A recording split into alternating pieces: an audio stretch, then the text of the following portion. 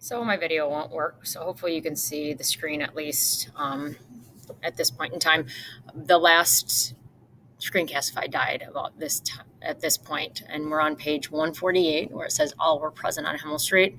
This is page 100 if you look up here on the PDF. So we are starting right. All were present on Himmel Street right here. Okay. So I'm just going to continue reading and I'll stop and kind of talk about the things that I feel are important. Hopefully you follow along and take some notes, okay? All were present on Himmel Street, as well as the sound of apologies as summer further intensified. The apologies belonged to Liesel Meminger. They were directed at Tommy Mueller. By the start of July, she finally managed to convince him that she wasn't going to kill him. Since the beating she'd handed him the previous November, Tommy was still frightened to be around her. In the soccer meetings on Himmel Street, he kept well clear. You never know when she might snap, he'd confided in Rudy, half twitching, half speaking. In Liz's defense, she never gave up on trying to put him at ease. It disappointed her that she successfully made peace with Ludwig Schmickel and not with innocent Tommy Mueller. He still cowered slightly whenever he saw her. How could I know you were smiling for me that day? She asked him repeatedly. She'd even put in a few stints as goalie for him until everyone else on the team begged him to go back in. Get back in there, a boy named Harold Mollenhauer finally ordered him. You're useless. This was after Tommy tripped him up as he was about to score. He would have awarded himself a penalty, but for the fact that they were on the same side. Liesel came out and would somehow always end up opposing Rudy. They would tackle and trip each other, call each other names. Rudy would commentate, she can't get around him this time, the stupid Zalmanch Arschgrobler. She hasn't got a hope. He seemed to enjoy calling Liesel an ass scratcher. It was one of those joys of childhood. Another of the joys, of course, was stealing Part 4, summer 1940. In fairness, there were many things that brought Rudy and Liesel together, and it was the stealing that cemented their friendship completely. It was brought about by one opportunity, and it was driven by one inescapable force, Rudy's hunger. The boy was permanently dying for something to eat. On top of the rationing situation, his father's business wasn't doing so well of late. The threat of Jewish competition was taken away, but so were the Jewish customers. The Steiners were scratching things together to get by. Like many other people on Himmel Street side of town, they needed to trade. Liesel would have given him some food from their place, but there wasn't an abundance of it either. Mama usually made pea soup. On Sunday nights, she cooked it, and not just enough for one or two repeat performances. She made enough pea soup to last until the following Saturday. Then on Sunday, she'd cook another one. Pea soup, bread, sometimes a small portion of potatoes or meat. You ate it up and you didn't ask for more and you didn't complain. At first, they did things to try to forget about it. Rudy wouldn't be hungry if they played soccer on the street or if they took bikes from his brother and sister and rode to Alex Steiner's shop or visited Liesel's papa if he was working that particular day. Hans Huberman would sit with them and tell jokes in the last light of afternoon. With the arrival of a few hot days, another distraction was learning to swim in the Emperor River. The water was still a little too cold, but they went anyway. Come on, Rudy coaxed her in. Just here. It isn't so deep here. She couldn't see the giant hole she was walking into and sank straight to the bottom. Dog paddling saved her life despite nearly choking on the swollen intake of water. You sockerel, she accused him when she collapsed onto the riverbank. Rudy made certain to keep well away. He'd seen what she did to Ludwig Schmickel. You can swim now, can't you? Which didn't particularly cheer her up as she marched away. Her hair was pasted to the side of her face, and snot was flowing from her nose. He called after her, Does this mean I don't get a kiss for teaching you? Sockerel, the nerve of him. It was inevitable. The depressing pea soup and Rudy's hunger finally drove them to thievery. It inspired their attachment to an older group of kids who stole from the farmers. Fruit stealers, after a game of soccer, both Liesel and Rudy learned the benefits of keeping their eyes open. Sitting on Rudy's front step, they noticed Fritz Hammer, one of the older counterparts, eating an apple. It was of the Claire variety, ripening in July and August, and it looked magnificent in his hand. 3 or 4 more of them clearly bulged in his jacket pockets. They wandered closer. Where did you get those? Rudy asked. The boy only grinned at first. Shh, and he stopped.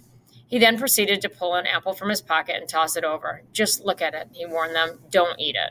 The next time they saw the same boy wearing the same jacket on a day that was too warm for it, they followed him. He led them toward the upstream section of the Amper River. It was close to where Liesel sometimes read with her papa when she was first learning. A group of 5 boys, some lanky, a few short and lean, stood waiting.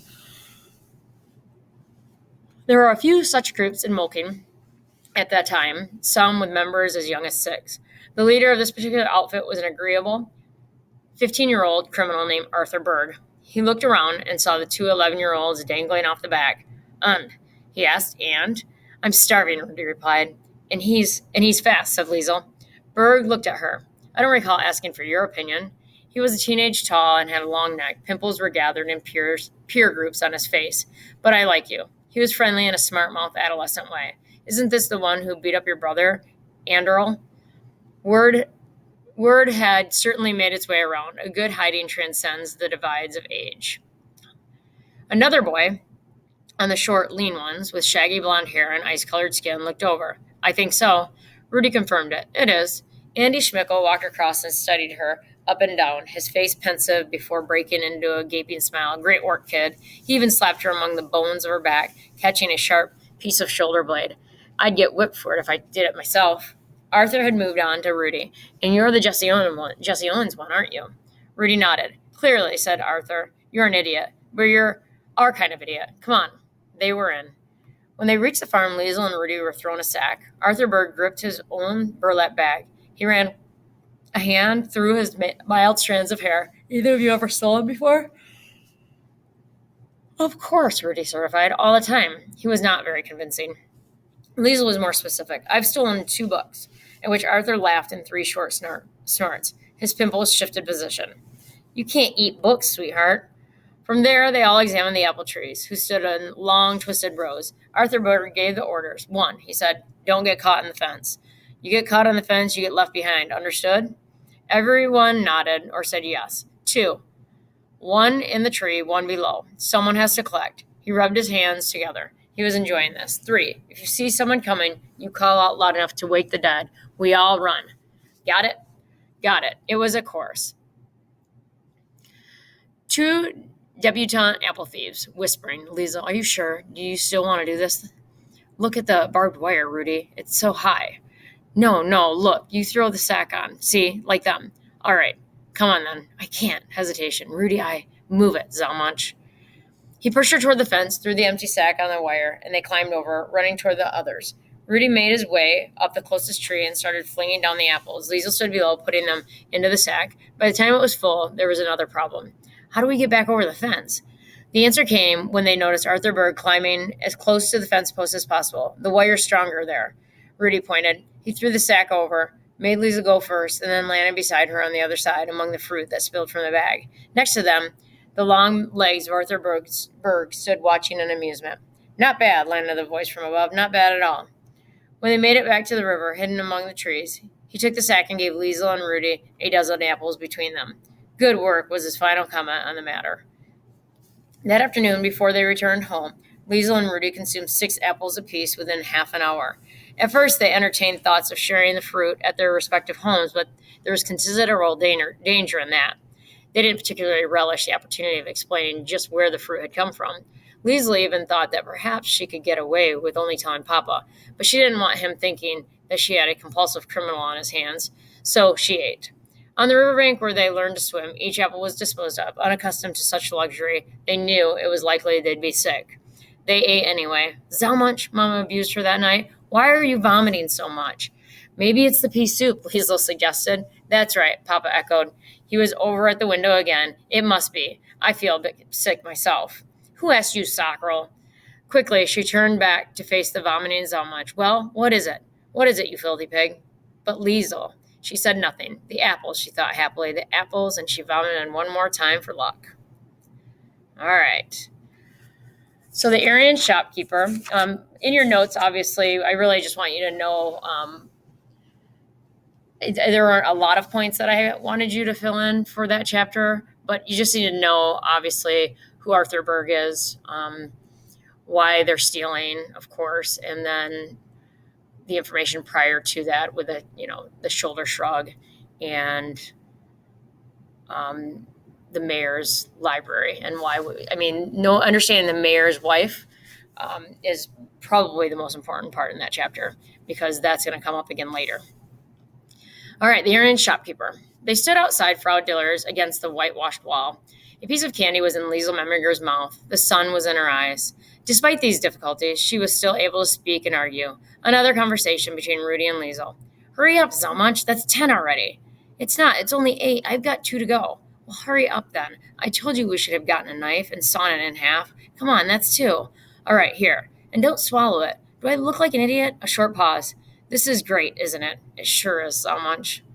At the end of August and summer, they found one Pfennig on the ground. Pure excitement. It was sitting half rotten in some dirt on the washing and ironing route, a solitary corroded coin. Take a look at that. Rudy swooped on it. The excitement almost stung as they rushed back to Frau Diller's, not even considering that a single Pfennig might not be the right price. They burst through the door and stood in front of the Aryan shopkeeper, who regarded them with contempt. I'm waiting, she said. Her hair was tied back and her black dress choked her body. The framed photo of the Fuhrer kept watch from the wall. Hail Hitler, Rudy led. Hail Hitler, she responded, straightening taller behind the counter. And you, she glared at Liesel, who promptly gave her a Hail Hitler of her own. It didn't take Rudy long to dig the coin from his pocket and place it firmly on the counter. He looked straight into Frau Diller's spectacled eyes and said, Mixed candy, please. Frau Diller smiled. Her teeth elbowed each other for room in her mouth, and her unexpected kindness made Rudy and Liesel smile as well. Not for long. She bent down, did some searching, and came back. Here, she said, tossing a single piece of candy onto the counter. Mix it yourself. Outside, they unwrapped it and tried biting it in half, but the sugar was like glass. Far too tough, even for Rudy's animal-like choppers. Instead, they had to trade sucks on it until it was finished. 10 sucks for Rudy, 10 for Liesel, back and forth. This, Rudy announced at one point with a candy-toothed grin, is the good life. And Liesel didn't disagree. By the time they were finished, both their mouths were exaggerated red, and as they walked home, they reminded each other to keep their eyes peeled in case they found another coin. Naturally, they found nothing. No one can be lucky twice in 1 year, let alone a single afternoon. Still, with red tongues and teeth, they walked down Himmel Street happily, searching the ground as they went. The day had been a great one, and Nazi Germany was a wondrous place.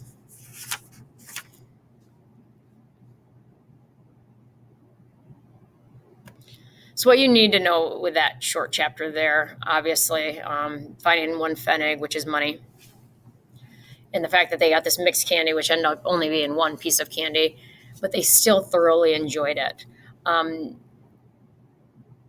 your notes, it just says to describe the scene and then try to understand why that was such a big deal to them. Okay?